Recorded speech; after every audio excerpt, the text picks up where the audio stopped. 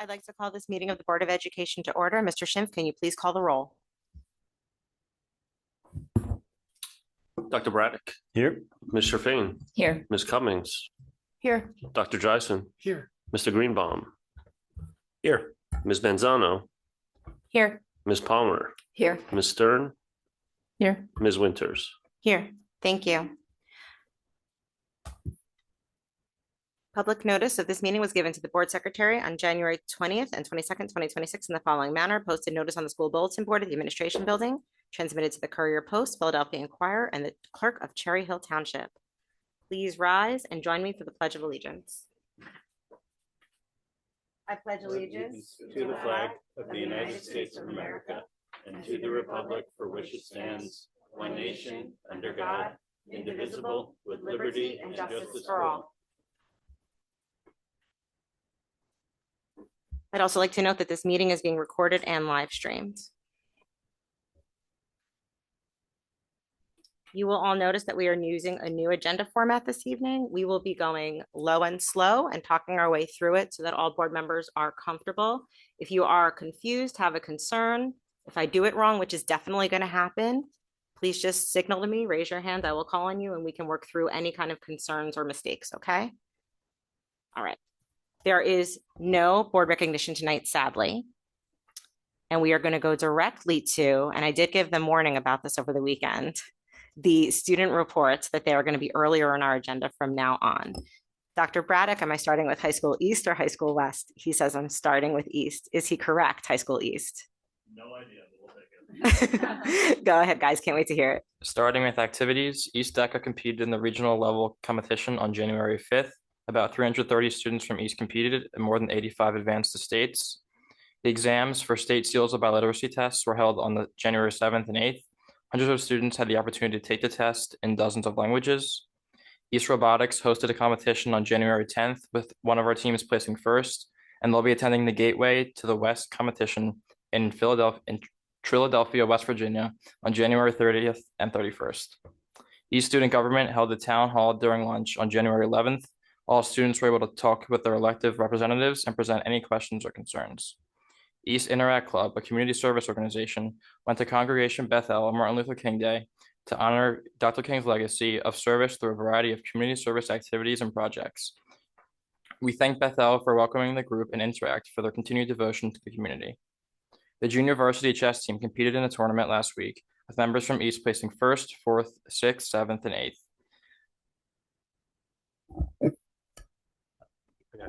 That's good. That works.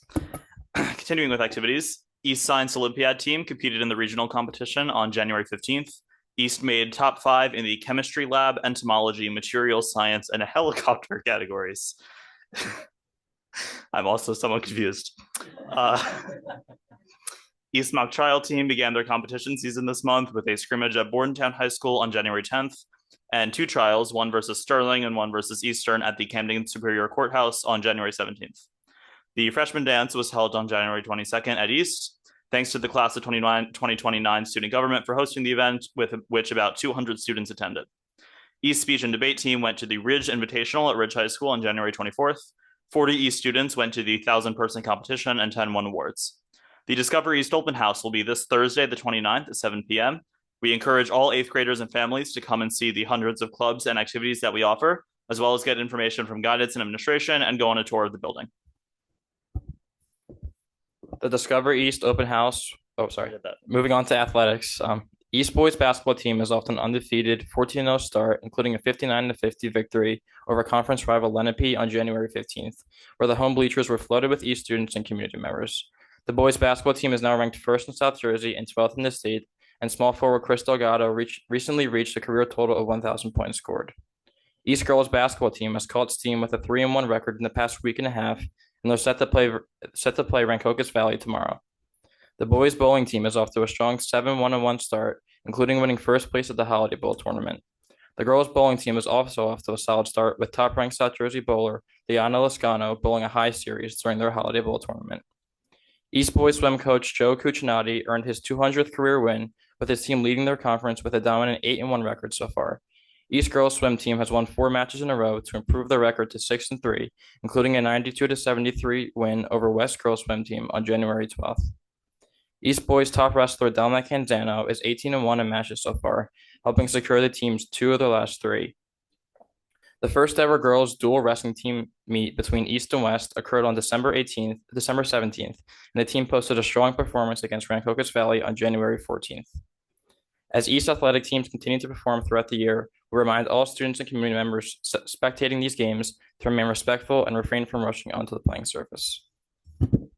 And finally, with arts, the Winter Chorus concert was in the evening of January 4th, 15th. 7 groups performed with over 100 students performing in total. Everyone did an amazing job.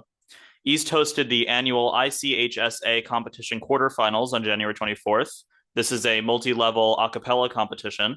Stay tuned. East a cappella group competed and placed second, meaning they are advancing to the semifinals. So congratulations to them. East Theater has been hard at work on their production of Footloose. Tickets go on sale on February 9th, so be sure to check out the Theater Booster or School Arts websites and check it out. That's all from us this month. Thank you. Thanks. I'll make sure not to rush the field when I get excited for East athletic events. It was me. High School West. Good evening. Good evening, everyone. We have finally successfully made it through the first half of the school year, so let's jump into our activities. To begin, our 8th grade open house was held last Thursday, and it was a huge success.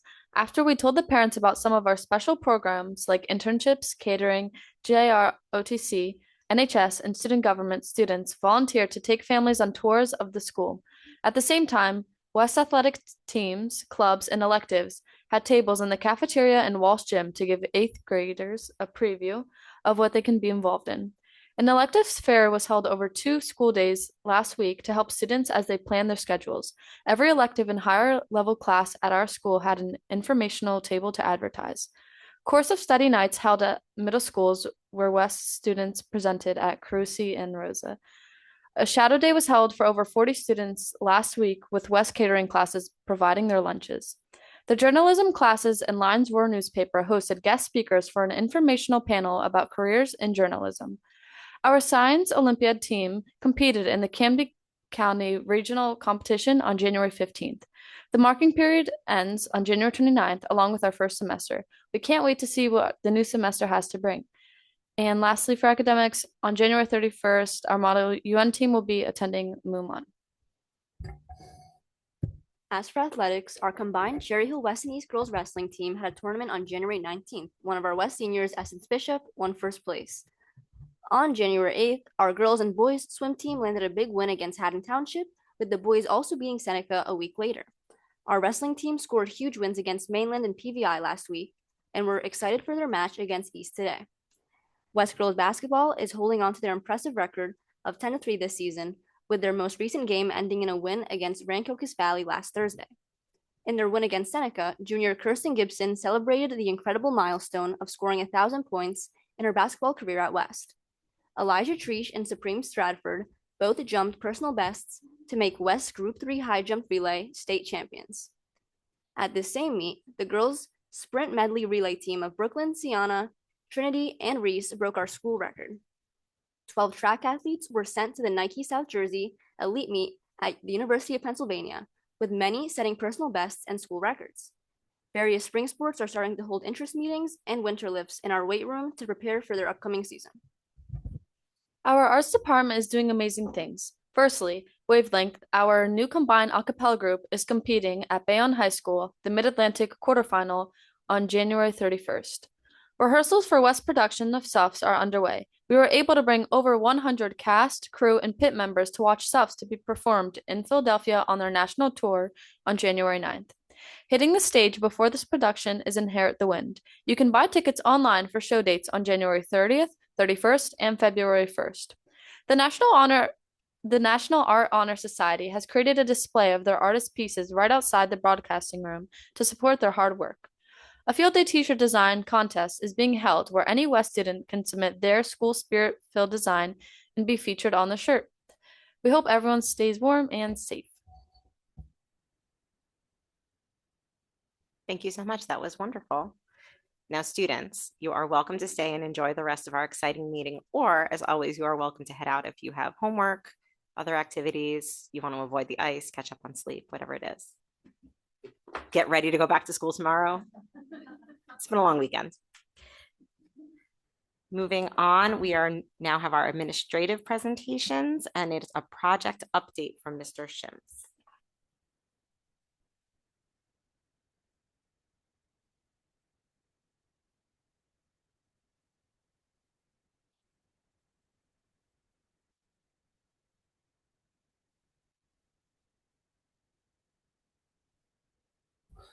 All right, thank you. So a couple of exciting things to share. I think this month we've had some tremendous progress over the winter break, and we have some exciting new projects about to come online in the coming months here. If I can get this to work. Sorry.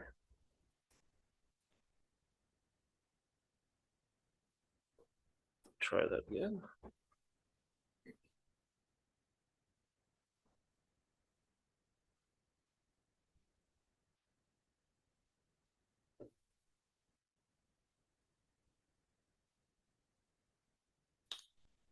All right.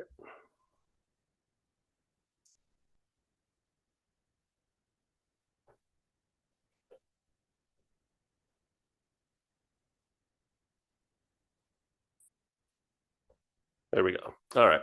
So you'll notice we have a couple projects that are coming off of the progress update. So both obviously Kilmer and Malberg's preschool expansion classrooms have come online. We had a very successful opening to that, which you all heard about at our meeting earlier in the month. So I'm going to take that off of the project of the update. So we're just going to stick to Rosa, Carusi, and then we're going to talk about the upcoming projects. Also note in your agendas in the executive content, as these items are still deliberative, I did put a little precursor to some of our site plans coming up. So take a peek at those, some exciting things about East Parking Lot and some of the other site projects coming up as well.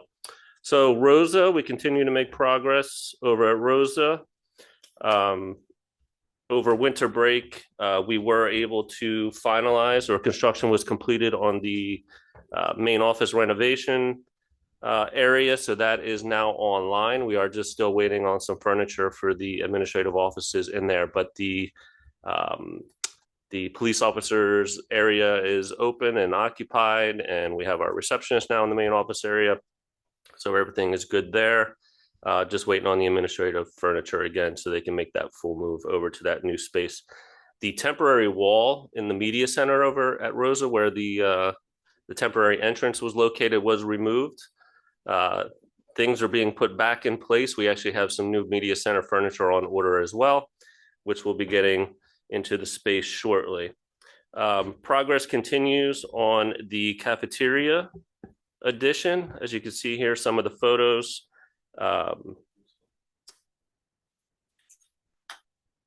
So the air moisture barrier application has been complete. The masonry work continues on the facade. Unfortunately, with this weather, that will delay things a bit. You can also see here that the interior of the space is fully encapsulated. We have duct work going in, and there's actually temporary heating in place as well. So just keep in mind this, or I should say all work is still on schedule to be completed this August. So Rosa will be completely wrapped up full. The remaining interior renovations will again pick up back in June when the students leave, and will be completed by the end of the summer as well. These are just some pictures of the main office area and the vestibule. You can see in the top left, that's the police officer's office there. That's off the main entrance area. You can see on the bottom left just a picture of where the temporary wall has come down. Those carpet tiles will be replaced as well that are stained from that wall. And then you can see here just the interior of the new security vestibule as well. Also the lettering, we're just waiting on the final lettering for the exterior of Rosa. That should also be in the next couple of weeks and installed as well, weather permitting. Just to update, so obviously this is the phase or the final phase of the work that you can see here in yellow. That again is scheduled to pick up in June and be completed by the end of August. So right now we have a remaining allowance of about $188,000. The original allowance was about 287,000. So if things continue as they have, we should be seeing a credit on this as well. Jumping into Carusi. So Carusi, again, work continues to progress. Obviously over at Carusi, we have students that are temporarily placed in temporary classrooms, so work can continue during school time. So you can see the abatement and renovations of the B wing and the blue have been completed. We're now on the punch list phase of that, and C wing in yellow, major progress obviously has been made on that area.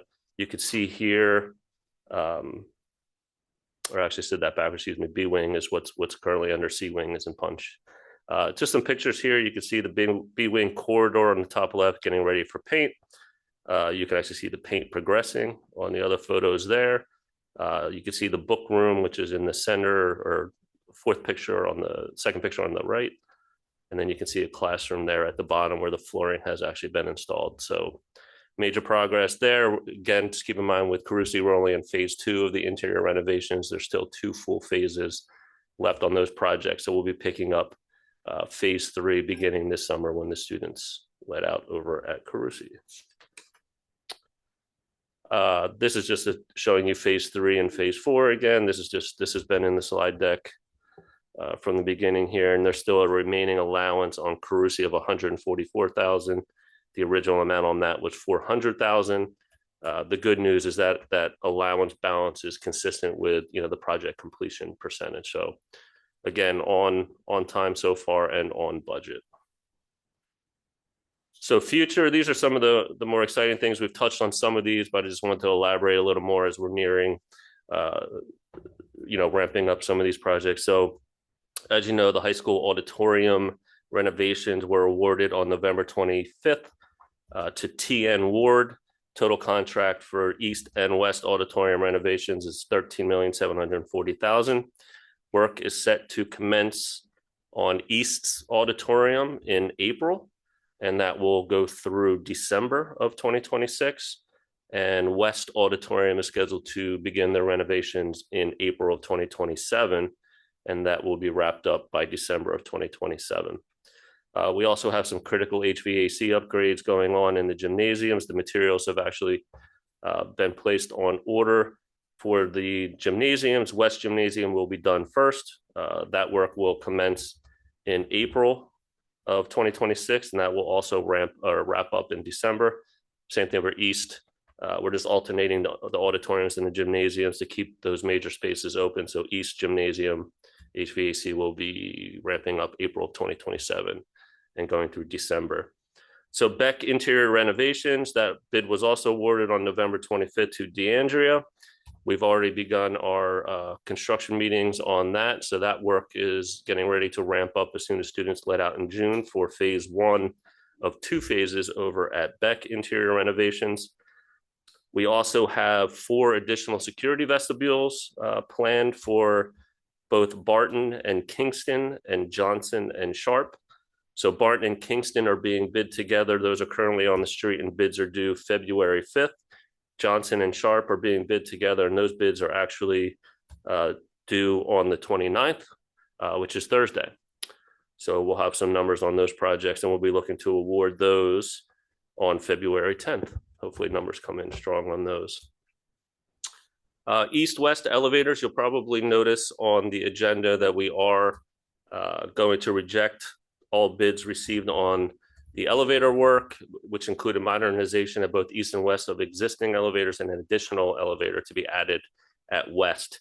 Those numbers came in significantly over budget, so we're currently working with our architect and design team on some alternative options, more specifically to the additional elevator at West, and ensuring that we have full accessibility to the lower level at West, which I'll get into now. So the design work has begun on the lower level at West on the locker room, team room, and weight room areas. So we should have a bid schedule on that right now. Something of note that's come out is that lower level at West is currently inaccessible to some students. So we're trying to investigate how we can make sure that that area, which is the only weight room at Cherry Hill West is accessible to all students. So working on that, more to come on that shortly. Also have bleachers actually already on order. So we're going through a co-op on that, but we'll be adding a bleacher system at the East Gymnasium in the rear of the building, the one that has the new floor, not to be confused with the auxiliary gym or the D-bar gym. Yes. The dance gym. Yes, thank you. So that will actually be done in the summer of 2026, and those will be powered as well. Site improvements. We currently have 2 bundled projects on the street for bid. So bids were issued in this month actually for Johnson and Mann. These are the site plans that I included on the executive content. You can get a feel for what these parking lots we'll be looking at and some of the accessibility improvements we'll be undertaking. But Johnson and Mann have been bundled together, and the bids will be due on February 26th for those 2. And then we also have Kilmer and Knight that are out to bid, and those bids are actually open on February 12th. So hopefully we get good numbers on those, and we'll be looking to award those in the coming meetings. The East parking lot, much more robust as far as work that needs to be completed. And as we've discussed here, it's going to be done in several different phases due to the F-wing demolition and reconstruction, which hopefully will be beginning in the summer of 2027. So what we're looking to do right now this summer is take care of the administrative parking lot out front of the East and make some additional improvements to coincide with the county road work that's going to be done on Crescent. So they're actually going to be moving that traffic light, and we're going to realign, as you'll see on the drawings, we're going to realign the one entrance to that new traffic light. I think you'll see there's been a lot of collaboration on the East, specifically the East lot. You'll see on that drawing that we're actually going to be taking that grass area in the center there, converting that to parking, as well as a dedicated area for our school buses, which you also may have noticed. So this has been vetted through just about everyone between, transportation, buildings and grounds, township. So our engineer right now is finalizing the plans on that, and hopefully we'll have that out on the street shortly, and we can take care of the administrative parking lot this summer, like I said. So a lot coming up, a lot's been completed. I think the good news here is that we remain on schedule. We remain on budget with the projects in place right now. Like I said, unfortunately, we've had some rough numbers on the elevator work, but we are working on some creative solutions there. So that's where we stand. Certainly we'll entertain any questions. Thank you so much. Board members, any questions about the projects?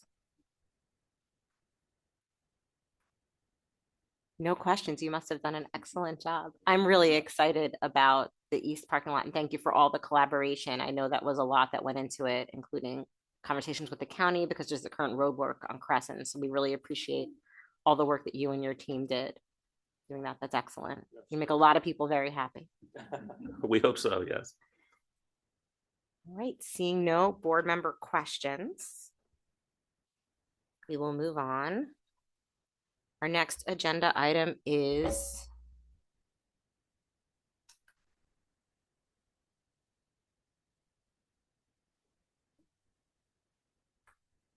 first public comment. I'm sorry, I had a moment because I'm still looking for the old agenda where Dr. Morton would be giving his report. And so my brain froze. So thank you all for cueing me that we are now at first public comment. I knew that was going to happen, guys. There are 2 opportunities for public comment this evening, and this first public comment session is for board action items only, items 11 through 15. If you wish to speak on any other topic than what appears on this agenda, you may speak during second public comment, and speakers must provide their name and municipality. Students may comment on any topic during first public comment by identifying themselves as a student. That's when you come to the microphone in the room or online, you put an S after your name, and I will be sure to call on you first. We will alternate between speakers in the room and those wishing to comment online. Each speaker has 3 minutes to speak, and the timer on the screen will indicate the amount of time remaining. All statements, questions, or comments shall be addressed to the chair. An inquiry may or may not be addressed by administration at the close of the session. So I will now open first public comment. I'm going to the room first, as we do by custom. Is there anyone in the room who would like to give first public comment this evening? I'm seeing no from our brave people that came out in the ice to attend our meeting. So now I'm looking online. The first person is a caller with a phone number ending 788. It's your turn. Please unmute and give us your comment. You will have 3 minutes. Okay, my name is Jeff Podowitz. I live in Cherry Hill, New Jersey. 12.2 approval of attendance at conference and workshops for this year. 12.2. There's someone else going to the West Coast, LA, $3,300. I mentioned there were 4 people. There were three people, a total of 4 times going to the West Coast. This is another one for $3,000. It'd be nice if you could do it closer to home, but I don't know. The American Educational Research Association, you could look it up and you could see what the program of that is, but it's nothing that I doubt could have been done here. And that association, I think, headquarters in Washington. So eventually it'll be here, but $3,000, another one gone. We have A, B, C, and I would say vote no on that. I would say A, B, C, and D are interesting. The Northeast Conference, and that's the annual New Jersey Women's Leadership Conference, Long Beach, New Jersey. That's really, really interesting. They're actually all giving some sort of presentation. We have elementary Danielle Edwards and Mariah Carroll, preschool. One is a preschool teacher, one is the principal. I guess the Malberg School, and it's called Building a Culture of Care, Supporting Staff Wellness to Strengthen School Communities. The interactive session equips student leaders with practical strategies to build a culture of care that strengthens staff wellness and school community health.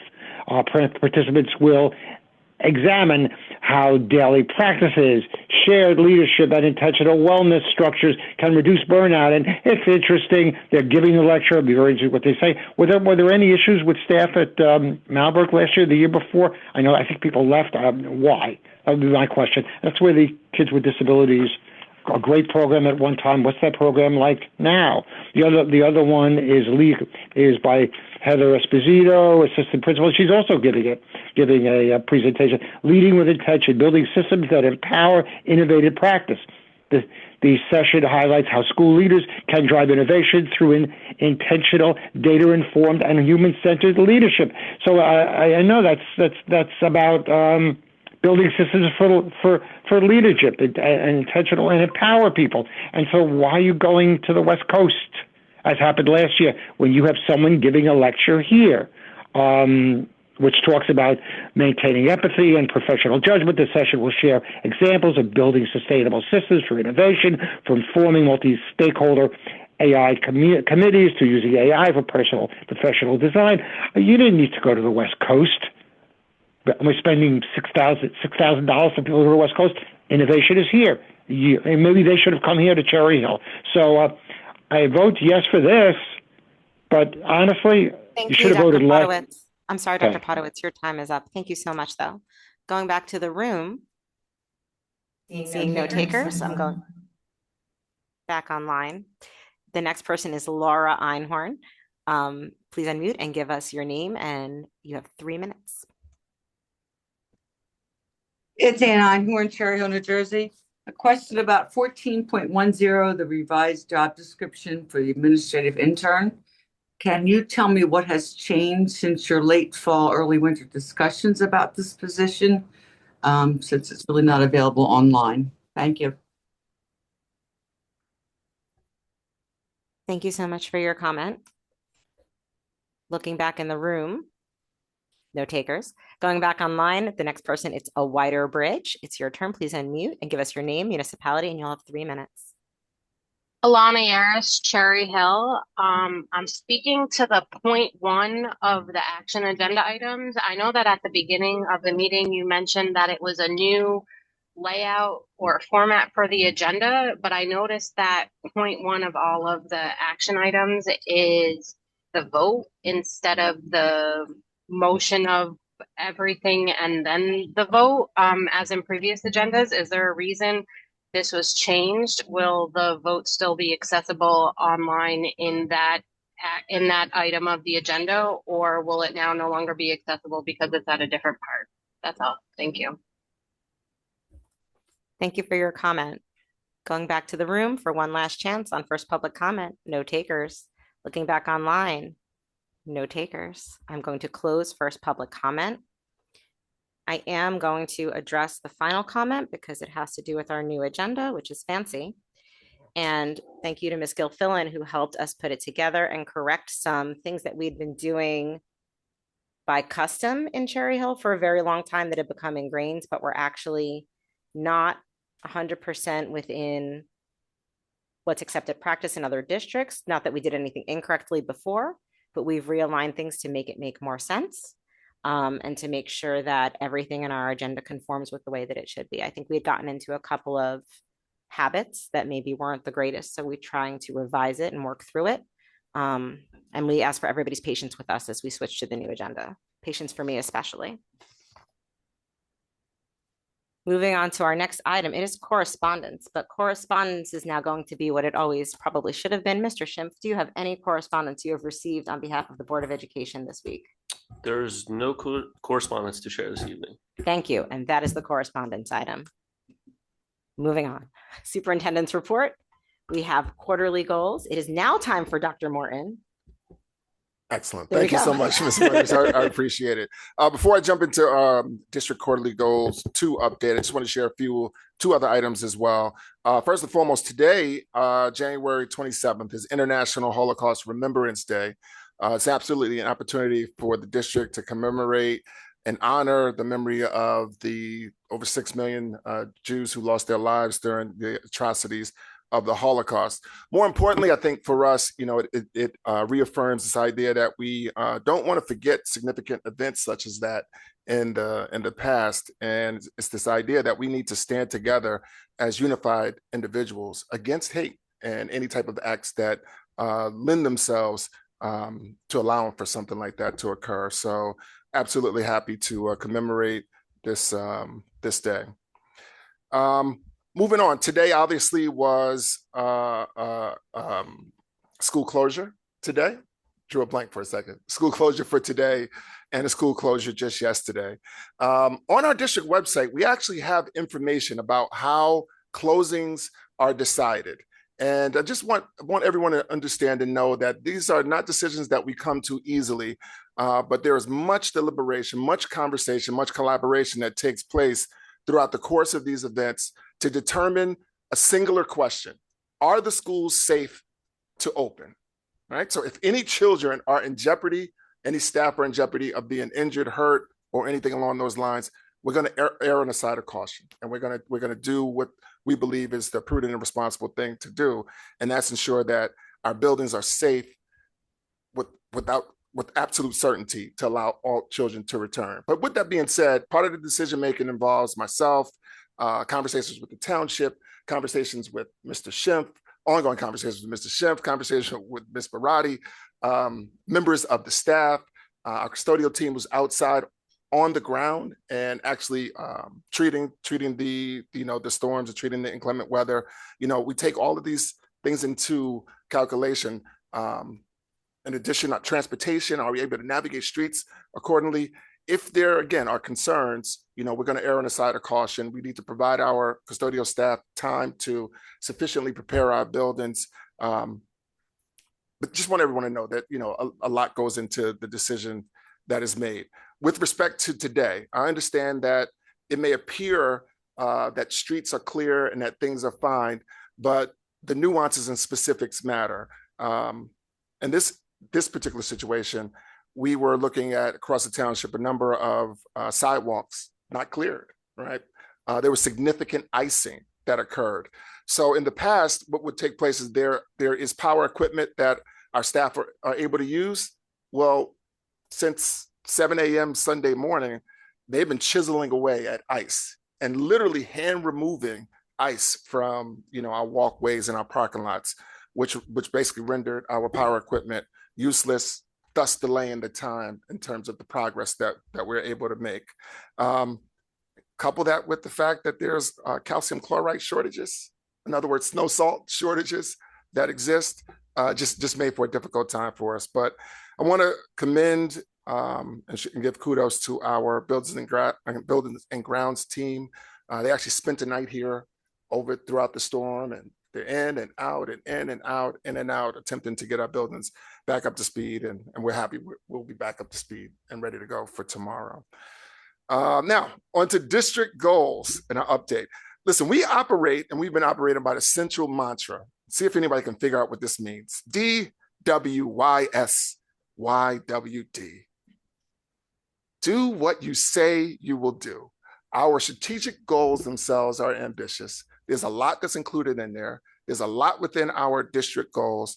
Our administrative team, from the central level all the way down to our buildings as well, are consistently monitoring our goals and putting actions in place to ensure that these tasks that need to take place and actions that need to take place are occurring, so that we remain on task and that we will be able to fulfill the goals that have been accomplished. Just a few things that really stand out, I think, in this second quarter for me, and then I'll turn it over to any board questions. I heard Mr. Schimpf mention Malberg and Kilmer, but that also interplays with bond construction. So launching our preschool program, expanding accordingly, ensuring that our bond construction is on track, and that all the pieces that needed to fall into place fell into place to allow for over 200 students to start, right after the new year. Absolutely is a highlight for me in this second quarter. We filmed a video, a discussions with Dr. Morton's episode in our new classrooms, and the classrooms are beautiful. Our kids are doing great. All staff, all things fell into place. That's through intentional effort. So definitely a highlight, something that we're proud about.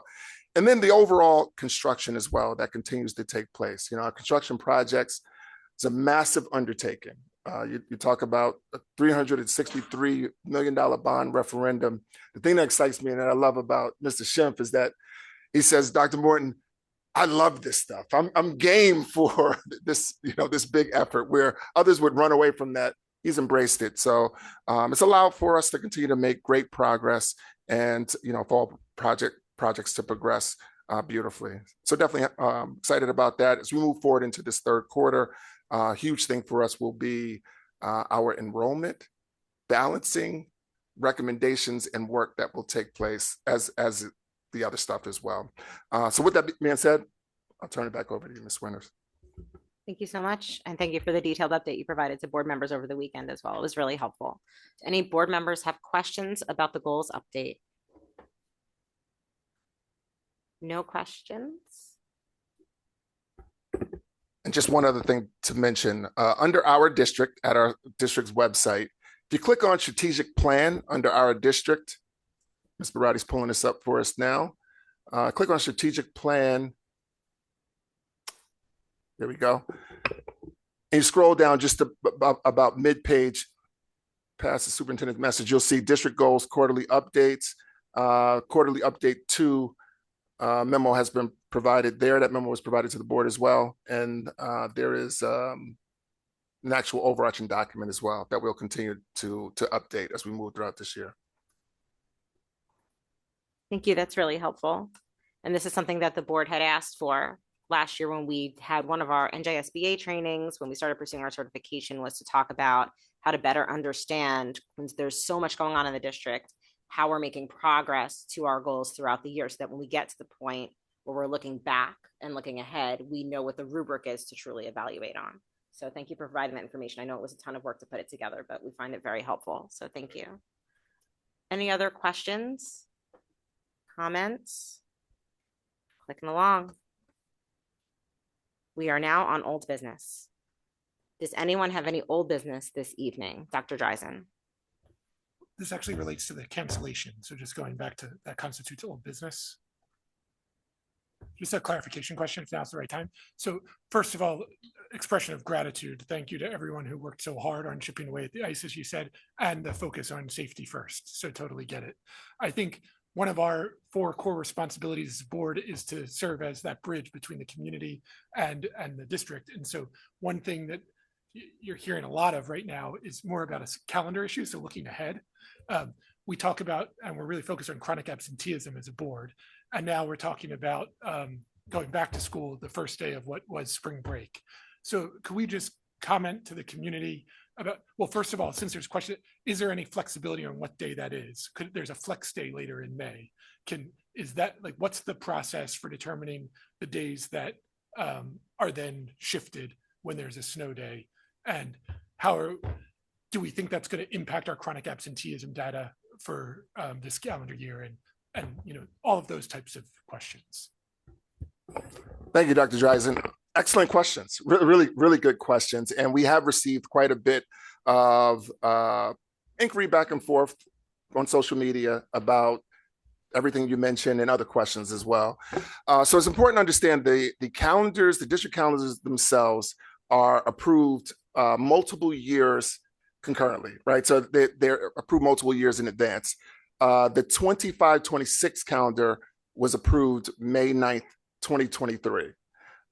Typically goes through a process where our P&L committee, Policy and Legislation Committee, goes through discussions and works to establish calendar dates. The dates that are listed have included collaboration with our Labor Management Collaborative Steering Committee as well. I can't tell you how many calendar discussions there have been. Literally, I can't count. There's probably been more than a dozen in the last year or so. But the days that are identified as inclement weather days are established early on when the calendar itself is approved. Conceivably, I guess the P&L committee could review that information and make revisions and moving forward. Yeah, I do believe that there will be impacts on attendance on the first day of winter recess. Individuals have already established plans and vacation plans and things along those lines. I'd be lying to you if I said I didn't think that there would be impacts. There absolutely will be impacts. Is there a better day? I'm not sure if there's a better day. I'm not sure at this point, particularly being that the calendars haven't been established and family schedules have been built around what previously existed. So I guess, as we move forward, there's some considerations for us to make, and, thinking about chronic absenteeism and how we align our inclement weather days. The big things, we don't necessarily want to have to add days onto the end of the year if possible. If we can avoid that. So thank you.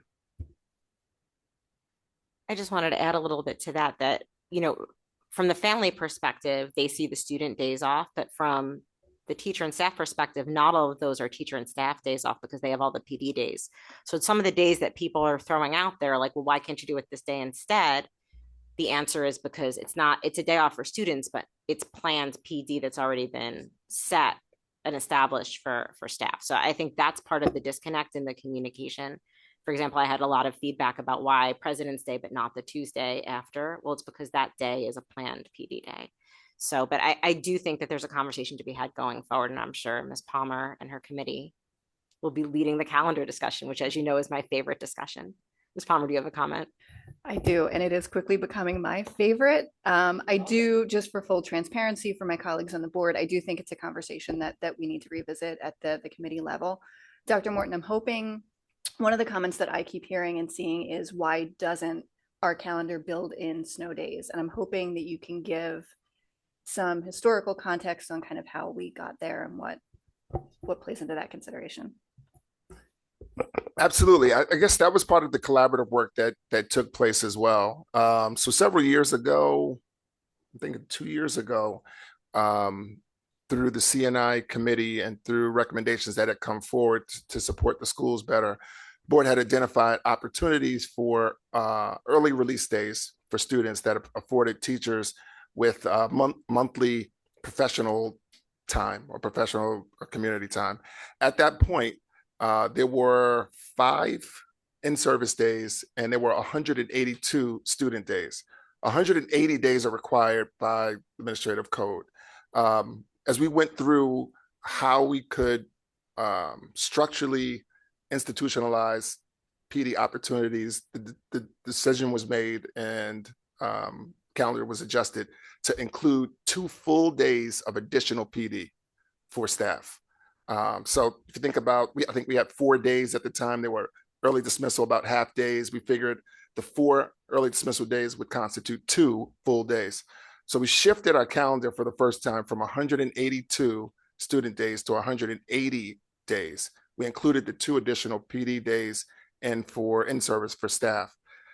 we don't have wiggle room at this point. So we've basically essentially eliminated the wiggle room to provide in-service professional learning opportunities for staff members.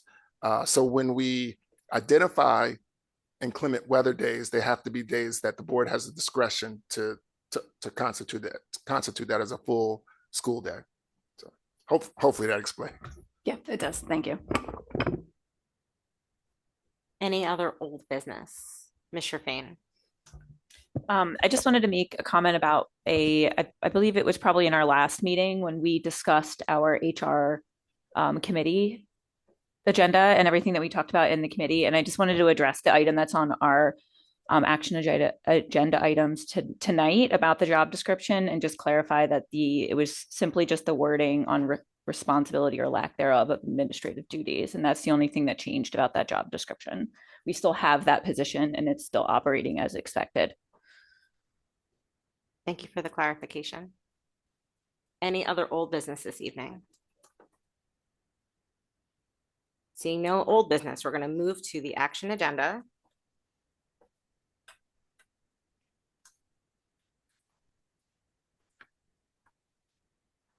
Bear with me while I get all my notes in order. I'd like to make a motion to move action agenda 11 as presented. Do I have a second? Dr. Braddock, all those in favor of moving the approval of minutes 11.1, 11.2, 11.3? Any opposed? Mrs. Winters, I need to abstain from this vote as I wasn't at the meetings. So we have majority in favor and 1 abstention. The motion carries. See how easy that was, guys? And now moving on to our committees. The superintendent recommends, and I move the following agenda items 12.2 and 12.3 as presented. Do I have a second? Ms. Manzano, is there any discussion? Mr. Schimpf, can you please open the vote?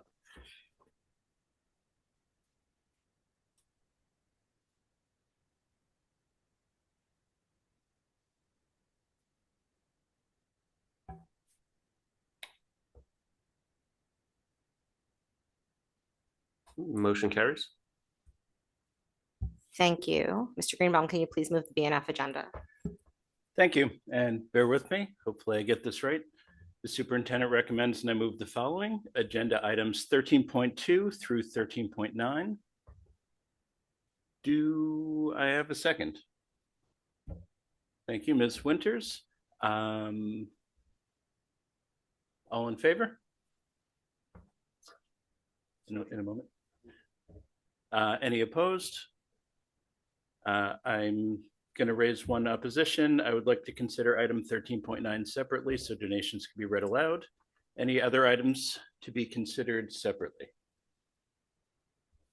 Okay, seeing none. Mr. Schimpf, do I need to open this for discussion first? Okay, we will open items 13.2 through 13.8 for discussion. Are there any questions? Okay, seeing none, Mr. Schimpf, please open the voting for items 13.2 through 13.8. Mr. Schimpf, on 13.2, I just need to abstain from the third bill list due to a conflict of interest with Beata. Mr. Schimpf, I need to abstain from the same bill list on payments to Bancroft.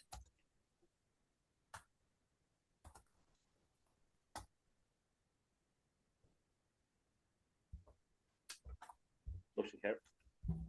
Motion carries. Okay, the superintendent recommends and I move the following. Item 13.9, acceptance of donations. Do I have a second? Ms. Stern. Just wanted to take a moment to read through these. Do I need to do anything else here? You got it. Good. Okay. It's a lot of work just to be able to read these out loud, but I always think it's important to say thank you for generous donations. We had a donation from the Sharp PTA to be used for field trips at Sharp, and a donation from Cherry Hill Education Foundation to purchase a new Wesley the Lion costume at High School West. Mr. Schimpf, please open the voting for item 13.9. We're going to have to do that one the old-fashioned way. Dr. Braddock? Yes. Ms. Sherfain? Yes. Ms. Cummings? Yes. Dr. Dreisen? Yes. Mr. Greenbaum? Yes. Ms. Manzano? Yes. Ms. Palmer? Yes. Ms. Stern? Definitely. Ms. Winters? Yes to the lion. Motion carries. Just to clarify, the way that Mr. Greenbaum did it was absolutely correct. The other way to do that would be you can read those items out during board member comments. That's another way that you can highlight something if you don't want to go through the motions of that. But I also thought it was kind of instructive to see how that would work on something that wasn't super controversial when we all don't have our dander up and we're feeling worked up. That was kind of a nice way to introduce how you would pull something out for discussion if you wanted to remove it from consent. All right, HR, Ms. Stern, you can do it. It's me. What was the language you used, Miss Winter? It's the same thing that you've always done. The superintendent recommends, and I move the That's not following. what you did in the beginning. Because the first one was It different. for the board. It So was a board. the one for the approval of minutes, the superintendent doesn't recommend. That's just an internal board one. proceeding. Kate, stop me if I'm getting this wrong. Once we Alright. move into that is pulled out now. That I think it used to be under the BNF agenda. So I guess Adam could actually do it if he wanted to. Sure. But It's either BNF or PNF. yeah. So, but that one's different. Once we get to the committees, it's still upon the superintendent's recommendation that we act. Right. So the phrasing is the same. The only difference is that you're reading out like the numbers, the first one to the last one inclusive, as opposed to reading each individual item. And then if people want to discuss any of them, they have to pull them out the way that Mr. Greenbaum did. Thank you. We got it? I hope. Okay, Kate will tell us if we do it wrong. You'll fix it. Okay, superintendent recommends, and I move the following 14.1 through 14.10. Do I have a second? Mr. Fain, are there any questions? Ms. Gilfillan? Comment. So if any board member wishes to consider any of those separately and have discussion on them, at this point you would say, I'd like to consider that number separately. So I don't have to ask that question. That just Since I just did. You're Thank you. good. Okay, thank you. Going forward, do I ask that question? Okay. I think I got it. Thank you. Seeing none, Mr. Schimpf, could you call the vote?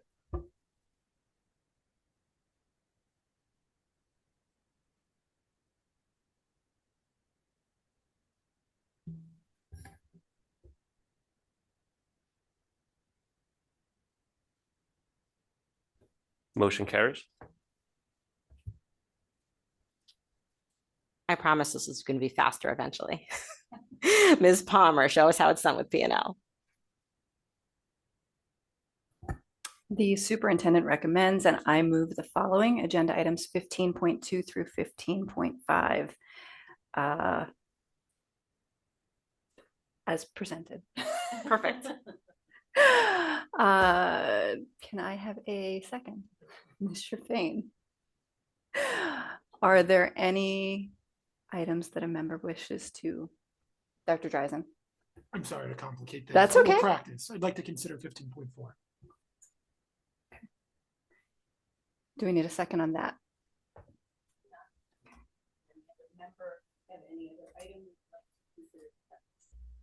Does any other member have another item that they'd like to consider separately? Seeing none. So Mr. Schimpf may call the roll on 15.2, 3, and 5. Poor Mr. Schimpf is getting a workout tonight. Okay, Mr. Schimpf.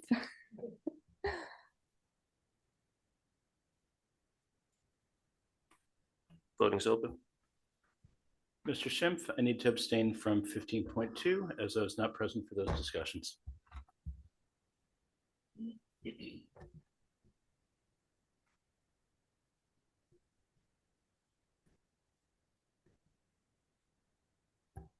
Motion carries. Okay, so Dr. Dreisen, the floor is yours on item 15.4. Thank you. This is really just in the spirit of transparency. For those who are tracking, in our working group session, in our last meeting, there were two policies that are not being presented today in second read, policy 2442 and 2365. Can we just explain for the community what the plan is for those policies moving forward? Yes, yeah. So after the last board work session, both of those policies had been referred out of committee on second reading. There were some amendments, changes to those policies requested that upon consultation with Ms. Gilfillan, we agreed were more substantive in nature than I originally thought they were as the chair.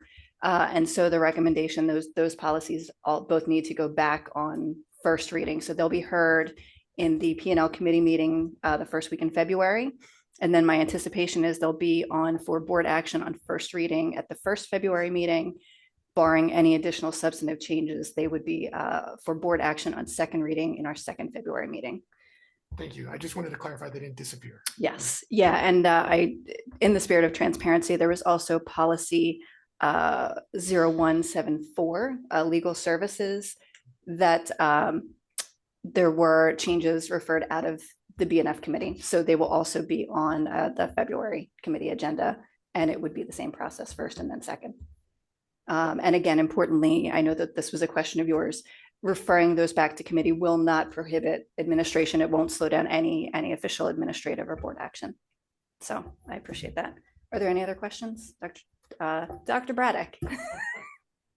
No question about the policies, but just maybe a question for Ms. Gilfillan and Mr. Schimpf. I noticed that in 15.4, second reading of policies, the language says be it resolved, the policy listed be approved for first reading as submitted. Do we need to change that to make this official? Thank you. It's a clerical mistake on the agenda. I was grading papers all day, so I saw it just now. And I was proofreading everything except the agenda language. So thank you. I can make that change for. So since 15.4 is being considered separately, just to be clear, the motion would be to approve the reading of those policies on second reading. Yes. Certainly we can, and if the board is amenable to that, we can go ahead and vote that motion. You would need a motion and a second and then a vote. Yes. Can I make the motion, or do I need to call for a motion? You can make the motion. Okay. I move that we consider 15.4 approval of second reading of policies. Upon the recommendation of the superintendent. Upon the recommendation of the superintendent. I promise I will get that right someday. Right. Can I have a second? Mr. Greenbaum. Any other additional questions?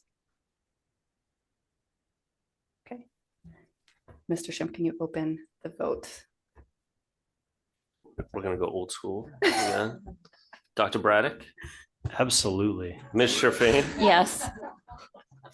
Ms. Cummings? Yes. Dr. Dreisen? Yes. Mr. Greenbaum? Yes. Ms. Manzano? Yes. Ms. Palmer? Yes. Ms. Stern? Certainly. Ms. Winter?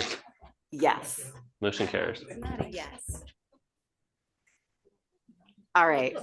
We gave Ms. Palmer a workout. Nothing under governance this evening. So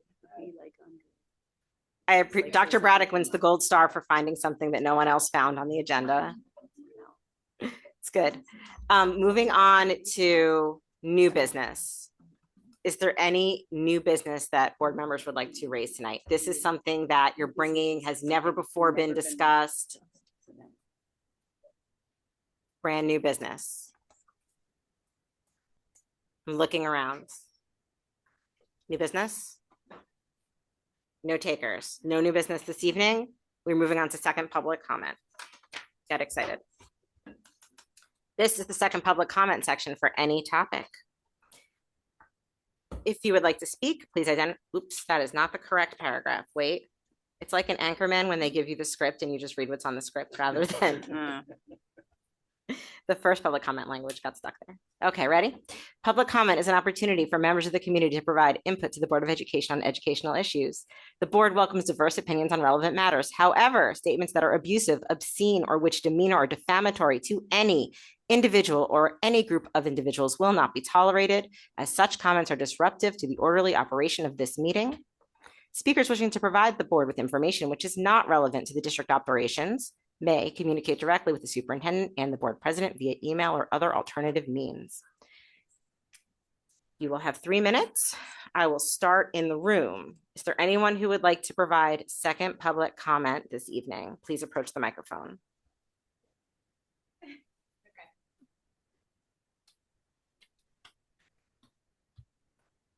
Hello, good evening. My name is Jamie Marchese and I live here in Cherry Hill.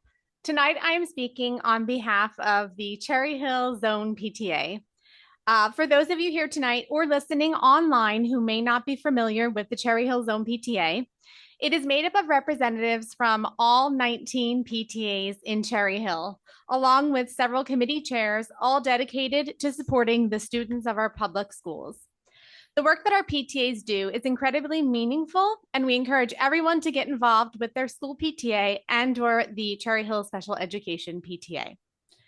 January is School Board Recognition Month in New Jersey, and Zone PTA would like to take this opportunity to recognize the community members who dedicate so much of their time to serve in this essential role.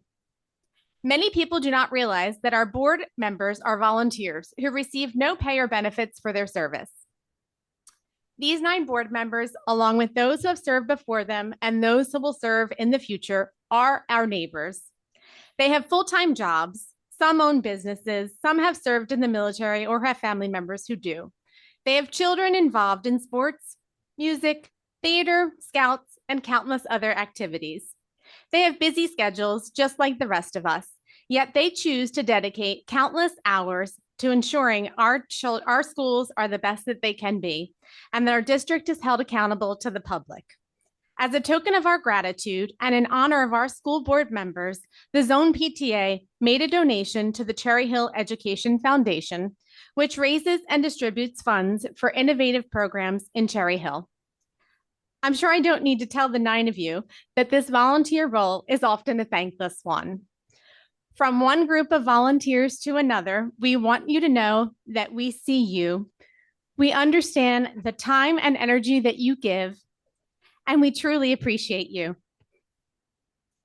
On behalf of Zone PTA, I want to thank each and every one of you for your important public service. Thank you, guys. Thanks, Jamie. That was so sweet and unexpected. Going back, I'm all worked out. Going back to the line, phone number ending in 788. It's your turn. Please unmute. Give us your name and municipality, and you have 3 minutes. My name is Jeff Potowitz. I live in Cherry Hill. I didn't want to be the first one to speak. Hopefully, I'm not the only one. Anyway, NJ Spotlight News discussed lessons from the on January 26, 2020. January 26, 2026. Lessons from the Lone Star State. New Jersey's new schools chief could revamp reading, and it's very, very interesting, worthwhile for you to read it. She's not from Texas, but she was in Texas before. I believe she's in Massachusetts.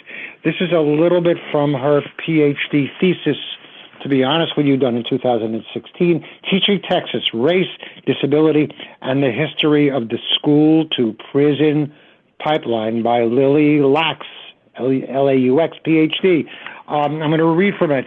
Probably you'll stop me eventually. This is page 10. Special education students' disproportionate presence in jails and correctional facilities constitute part of the school-to-prison pipeline. Several studies demonstrate the increased prevalence of incarcerated youth receiving special education services, estimating the percentage of incarcerated students with disabilities from 30 to 70%. The unequal treatment for students labeled disabled has been well documented by organizations such as the ACLU, which also found that students with disabilities disproportionately receive punishment, a practice that further physically disabled students. Okay.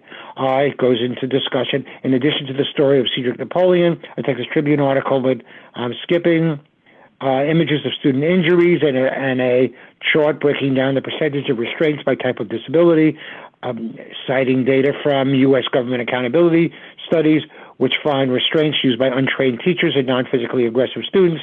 Ramshare's review only Texas incidents. It goes on to talk about more. It happens if you have a dual problem, which is racial, and disabilities, the combination increases even more. Studies with education, criminal justice sociology highlight the excessive overrepresentation of Afro-American students and students with disabilities in all segments of the pipeline. Being either a student of color or a student with a disability increases a student's likelihood of being subject to such discretionary discipline. Yeah. I'm looking for something else that I highlighted, but I guess I didn't find it. But she goes on, and both race and if your disability, there are reasons to be concerned. That happens in Cherry Hill. Also, about restraint. I read something about that a couple of years ago, and I reread it now, and it's something that people looking into. But anyway, it's a 320-page dissertation. It is by our now chief of education, and her name is Lily Lax, Professor Lily Lax, or Dr. Lily. Okay. Thank you, Dr. Potowitz, for bringing that to our attention. We appreciate it. Going back to the room, is there anybody in the room who would like to make second public comment? We do have a taker.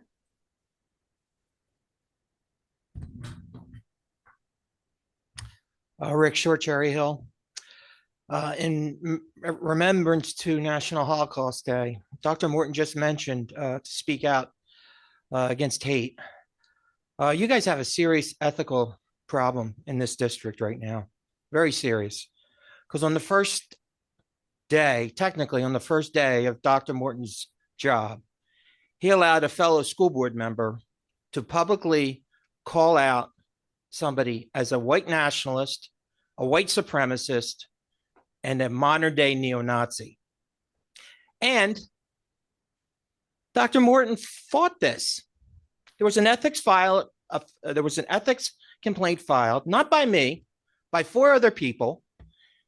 And it was very fascinating because one of the people that was in the room asked for the immediate resignation of that school board member, and that never happened. So after months and months and months, the final report comes out, and it did not denounce what the school board member said. They didn't denounce it. The Cherry Hill Public Schools lawyer wrote a 24-page reply defending this school board member's freedom of speech. So your freedom of speech from a school board sitting right there, the gentleman sat right there and called people in the community white supremacists, white nationalists, and modern day neo-Nazis. And that's okay. So what's going to happen with an HIB? What's going to happen with an HIB in our community if a child hears this and says, you know what? You're a white nationalist kid. You're a white supremacist and a modern day Nazi. And that's exactly what's happening. It just happened in a church in Minnesota where protesters came in and said, your parents are Nazis. Mr. Short, yes, please make sure that we're staying on Cherry Hill Public Schools and not Madam Minnesota. President, what is the process to fire your superintendent for promoting hate speech? That's the question for you, Madam President. We need to start the process to fire our superintendent for promoting hate speech. That's the question. How do we do it? This is not acceptable to allow hate speech to occur in our school board room and in our classroom. And right now, there could be an HIB that comes up where a kid says white supremacist, white nationalist, and modern day Nazi, and that's acceptable. It's not acceptable in my book. Thank you. Thank you for your comment. Going back to the line, the next caller says Rosen. It's your turn. Please unmute and give us your name and municipality. Hi, Mindy Rosen, Cherry Hill. I have 4 brief things to say. One is, I think it was a really good call to close school today. Safety should always be first, so thank you for that. Number 2, I saw on the agenda that about the books that you're disposing of. And I just reached out to Larry Abrams at Book Smiles. who said that if you bring them to Pennsauken, he would be glad to repurpose them for Book Smiles. So I hope before you throw them in a landfill, maybe you could consider reaching out. I can send you his information. You can look up Book Smiles, Larry Abrams, as an alternative to the landfill. Third thing about the Cherry Hill East parking lot, I'm glad that it's finally being addressed. As you know, the buses block the handicap parking spaces, so that is really good. I just hope that when you're taking away the grassy part and making more spaces, that you also make more accessible spaces in relation to how many spaces you're putting in. And the fourth thing is, I'm glad that you realize that the weight room has to be accessible. So those are my 4 items. Thank you. Stay warm. Have a good night. Thank you for your comment. I don't see anyone else in the room, so I'm going to stick with the online callers. The next person is a Wider Bridge. It's your turn. Please unmute and give us your name and municipality. Alana Yaris, Cherry Hill. The board has been having ongoing discussions about chronic absenteeism. I just want to let you know that there have been 13 school days in the month of January, and I have 6 children currently enrolled in the district, and I think combined, all of them have been in attendance for 13 days for the month of January, because someone chose to send their sick child to school and got one of my kids sick. And that child stayed home for 4 days and got almost everyone else in the house sick.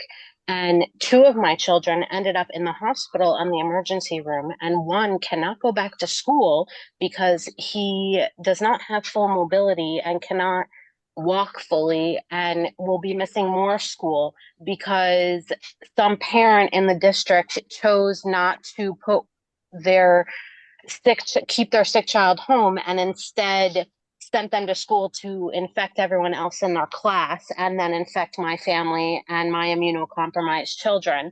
And I'd like to know what the board and district will do about policies about sending sick kids to school. And because it's not enough to just call a parent and have them come pick up their sick child, because they've now infected everyone else. And it causes a problem for others because people are being selfish and not keeping their sick kids home. So if there is no policy, I think the board should look at a policy for what should be done if a parent sends a sick child to school on a regular basis or in general. It's one thing if a child gets sick in the middle of the day, but if you know that your child is sick, you give them medicine so that they don't have a fever when they get to school, and 4 hours later, the nurse has to call you to tell you to come pick up your kid. It's too late already for every other student in that class and maybe even the teachers. It's unacceptable for the district, and chronic absenteeism is a problem because parents are sending their sick kids to school and getting other kids sick. Thank you. Thank you for your comment. I don't see anyone else in the room, so I'm going to stick online. And the next person, it says Laura Einhorn. It's your turn. Ann Einhorn, Cherry Hill, New Jersey. I would like to thank Ms. Sherfain for her comments about the revised job description, but I would like to know why these revised job descriptions are not posted on the agenda for the community to read. I quite frankly am glad to see some public showing of voting, because we've had issues in the past about votes not being counted properly. And I think you should go back to public showing of voting, or at least by voicemail. I would like to know why outside community members are not allowed to attend the pre-K open houses, as our taxes pay to keep the buildings open. And I would like to see for myself how these presentations or any presentations are being delivered. I'd like to talk about special ed. I really feel that the entire IEP 504 process needs to stop feeling chaotic, and that parents need to receive clear, specific documentation. They should also know the exact rule or requirement that applies, because facts matter. And there should be a direct connection between the rules and the child's needs. Thank you. Thank you for your comment. One more time to look at the room. Seeing heads saying no. Looking back online, I don't see any other hands raised. So I'm going to close second public comment.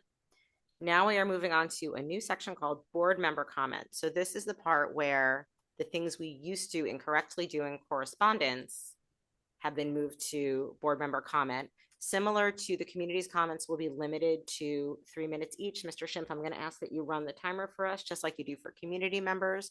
But this is your moment, board members, to talk about wonderful things you did in the community over the past 2 weeks. The way that we did it in the past was we went around the room. Do you guys want to stick with that process? I'm seeing nods, yes. Dr. Braddock, since you're the keeper of these things, which side of the room should I start on? Ms. Palmer, do you have anything in board member comments this evening? I just want to congratulate the instrumental music students at Carusi. I had the pleasure of attending their winter concert earlier this month. As always, they did a phenomenal job. Congratulations to the teachers and the many, many, many students. The comment was made that it's the largest sixth grade orchestra that they've seen in a number of years. So that was really impressive to see, and they did a great job. Also, kudos again to Ms. Staffen and her team on a successful course of study night at Beck.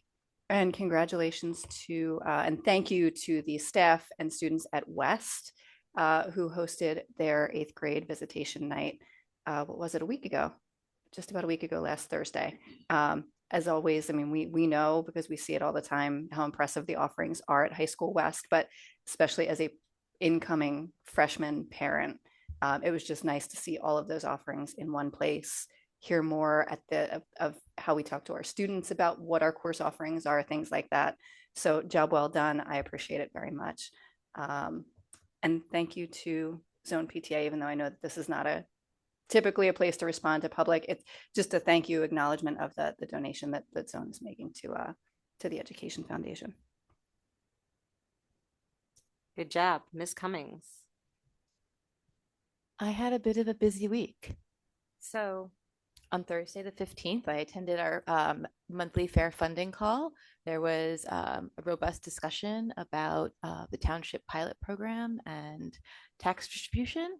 And after that, on the 16th, I went with Ms. Stern to the 5th grade Explorers Extravaganza at Stockton, where we were regaled, yes, with tales and board games and reenactments of all different sorts of European explorers by the students. So that was really a fun time. It was a great interaction. Then I attended the Garden State Coalition of Schools monthly call, which was all about advocating for state funding. And I'll be putting together a little brief for you, Mrs. Winters, that you can share with the rest of the board on that, because the information was fantastic. Then I attended the Beck Middle School Orchestra and Jazz Band concert. So if there's a jazz band concert, I'm always going to be there. I'm just saying, it's my thing. And then finally, lastly, last weekend, I did my Gov1 training for NJSBA. So it was supposed to be 3 days, but they packed us all in on 2. So they released us early for the storm. So that was enlightening. Dr. Dreisen, like you said, the people you meet and the connections you make, invaluable, 100%. So that was really great. And that's it. Ms. Stern. Ms. Cummings referred to the one of the activities I attended, and then I'm sure someone else will talk about SUFs. So I will not be talking about that. Someone else, well, probably Ms. Mazzano. So I'll leave that to you. Those are the 2 things I participated in. Dr. Dreisen. Thanks, no comments tonight. You just won. Mr. Greenbaum. Thank you. Over the weekend, I attended the South Jersey Muslim Heritage Month Festival.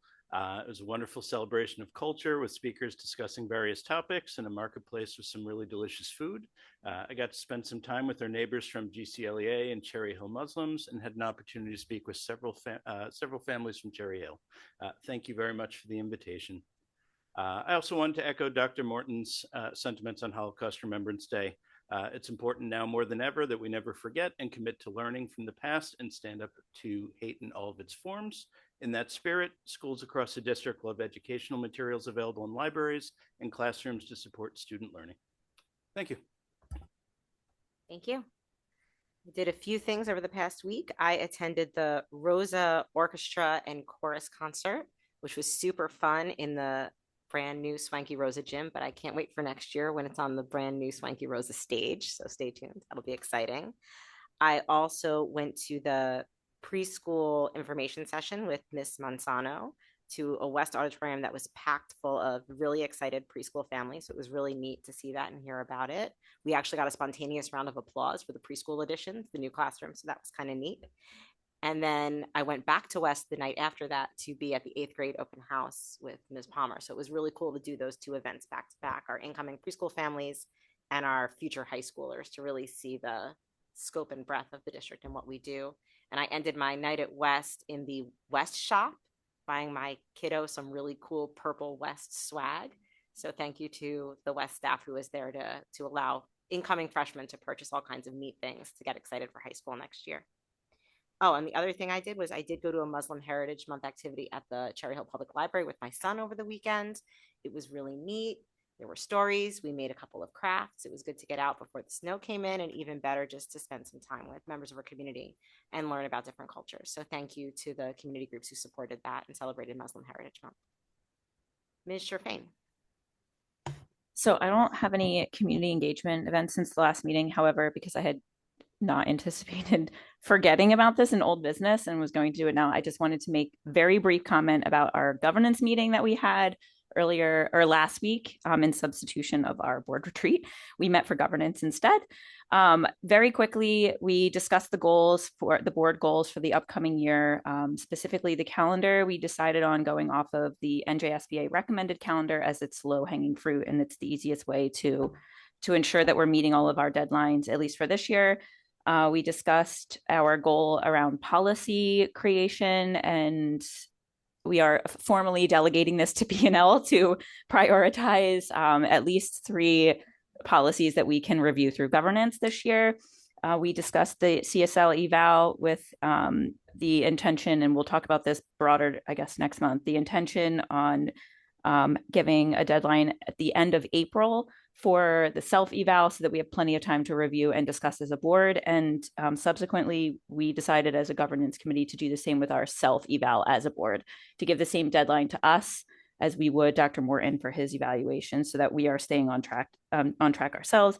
The last thing that we discussed was our goal around community engagement. And because the ultimate end of that discussion relates the same way as our cell phone policy adherence, I'm going to lump them both together.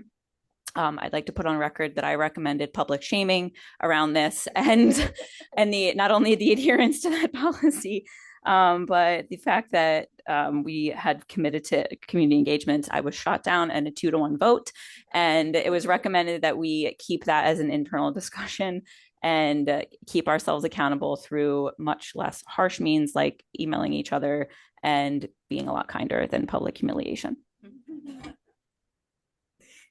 That was an excellent committee report. I just want to note for both you and Ms. Cummings that next time when we do our board work session, there's going to be a whole section for both committee and delegate report outs. So don't feel like you need to be constrained to 3 minutes if you feel like you have more to say, especially with your enthusiasm for our community engagement goal. We can have a more robust discussion if you want to report out next time. If you want, you know what I mean? If you want a longer conversation about that, since I see that you're very invested. Ms. Manzano. Like Mrs. Cummings, I feel like I've done 100 things between our last meeting, and I don't remember if this was, I did have the opportunity to attend the Malberg Back to School Night. Wasn't that after the other meeting? I don't remember, but it was wonderful. Ms. Edwards is wonderful. The new families coming into Malberg, the classrooms are beautiful. So excited to have their preschoolers into our Cherry Hill school system already. The teachers and aides were wonderful. So that was very fun.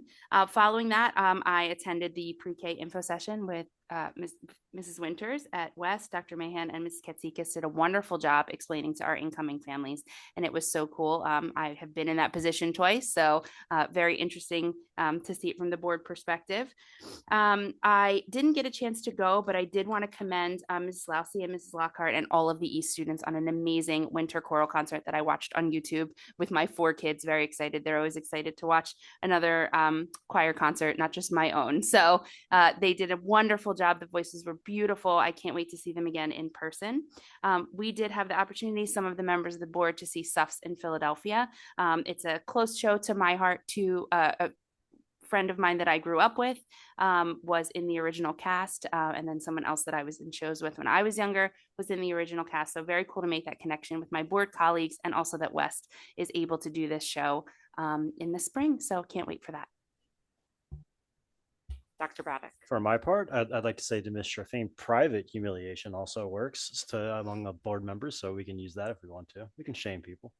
Last week I attended as a graduate of Rancocas Valley Regional High School. I attended the Cherry Hill West RV basketball game last week. I hope both teams had fun, so I'm not going to cheer one side or the other, but I did attend that game, and it's great to get back in the gym and watch some high school sports. More informally, I had mentioned before, sometimes I'll take one of my daughters around town, and we're right around the corner from Rosa, so I took her over to Rosa before everything froze. And as someone who likes to climb on everything, approaching 2 years old, it's very cool for her to see what's going on there. It's just a way to connect to the way the bond referendum is being used, and it's cool to see. Can we also use this time to make suggestions for future things, or is this just what we've done in the community? Suggestions for future things would usually be new business. What kind of a future thing? So although they were confused by it, the East representatives talked about winning a helicopter competition among on our robotics team. Let's bring them in for board recognition, because I want to see some. You want robotics. A helicopter in the boardroom? 100%. If we can do that, let's ask the lawyer. Can we ask the lawyer? Oh, okay. Can they go outside the windows and do it? Because, oh man, okay. I tried, guys. It seemed pretty neat. It is pretty cool. When I was a brand new baby board member, I actually went over to East, and the principal showed us the robotics competition. I think, were you there with me, Ms. Stern? And I had never seen it. It was like watching BattleBots. It was amazing. That's what's in my mind. Super cool. So put it on your list for next year, Dr. Braddock. I will. East Robotics. Okay. East Robotics. Ms. Sherfain is giving me the sign, so I'm going to turn it over to Dr. Morton for superintendent comments.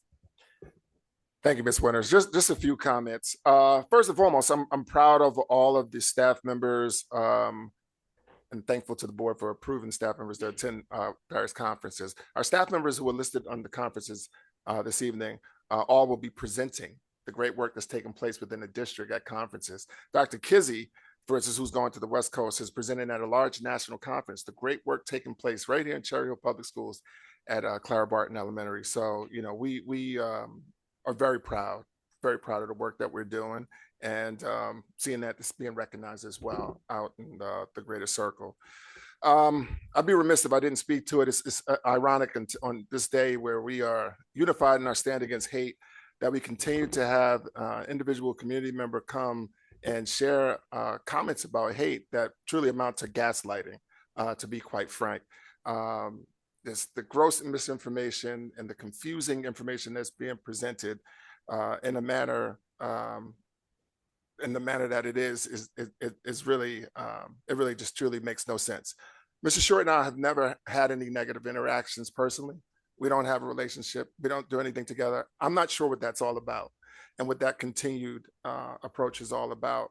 But I do know it's alarming, and it's concerning, the obsession and the negative obsession that exists. When I speak about hate, I speak about children being referred to as crazed bullies, children being called mindless sea turtles, as he has, the board being called fools, the administration being referred as fools, myself being referred to as a grifter, a fool, and an individual who's stupid. No one deserves that. Like, that's inappropriate. That is not the way that we interact with one another. I believe in dignity, respect, treat people with kindness, And that's the signature. You can talk to anybody that I've interacted with for over 30 years, and that's who they'll tell you Kwame Morton is. I love my 10 children dearly. I love my 2 grandchildren dearly. I love almost the full 11,000 kids in this district dearly, as if they're my own children. That's who I am, and that's what I'm all about. And speaking of just that, I had an opportunity to speak to Kelly Harris today. Kelly Harris is the teacher whose house was crashed into, and there was a fatality at her house. She was home on a weekend. Individual crashed into her home. She's there with her 2-year-old child and husband, and thank goodness she was able to escape without any calamity or any harm. But nonetheless, the family's been displaced. But she wanted me to relay to the community just how thankful and how grateful she is to the Beck community for the tremendous support that she's received, but also to the greater Cherry Hill community. She said, her husband, herself, they just can't thank the community enough. And she wanted to share this information. So we'll share something out more formally, but I wanted to mention that as well. And just, again, for me, that touched my heart to read that message from her earlier today. And that is a reminder of who Cherry Hill Public Schools and Cherry Hill Township is and what we're all about. All right, so let that be the standard for who we are. Thank you. Thank you. With all that is going on in the world, it's important, I think, that we model the behavior that we want to see, and we continue to choose kindness. And I think we model it well here at this board table. So I'm thankful to all of you. I sent a message about Board Member Recognition Month.